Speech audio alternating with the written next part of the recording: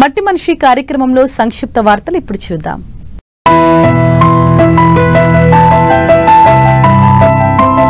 Cocoa గింజల కొనుగోలు సమస్యను వెంటనే పరిష్కరించకపోతే ఉద్యమం తీవ్రతరం చేస్తామని కోకో రైతుల రాష్ట్ర సదస్సు హెచ్చరించింది.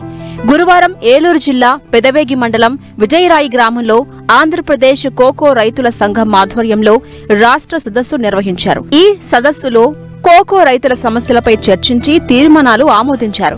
ఏలూరు, పశ్చిమ గోదావరి, తూర్పు గోదావరి, కోనసీమ, కృష్ణా, ఎన్టీఆర్, ఇతర జిల్లాల నుంచి పెద్ద సంఖ్యలో కోకో రైతులు ఈ సదస్సుకు హాజరయ్యారు.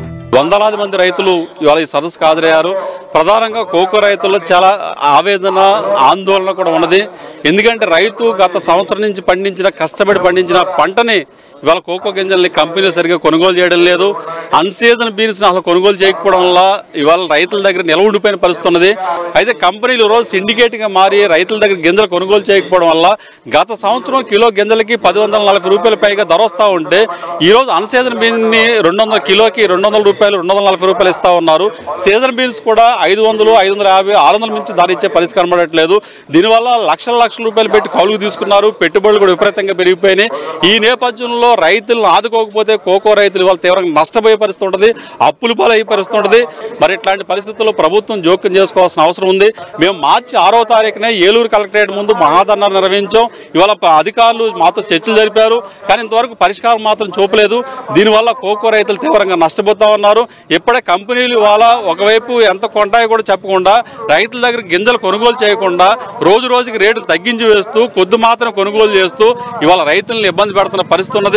కాబట్టి ప్రభుత్వం వెంటనే ఈ విషయం మీద జోక్యం చేసుకోవాలని చెప్పేసి మేము కోకో రైతుల సంఘం తరఫున ప్రభుత్వాన్ని కోరుతా ఉన్నాం. వెంటనే కంపెనీలు కొనుగోలు చేసే విధంగా చర్యలు తీసుకోవాలి.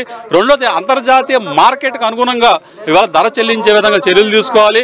అంతర్జాతీయ మార్కెట్లో 700 రూపాయలు ఉంది, దాన్ని దిగుమతి చేసుకుంటే దాదాపు 850 రూపాయల నుంచి 900 రూపాయలు అవుతుంది.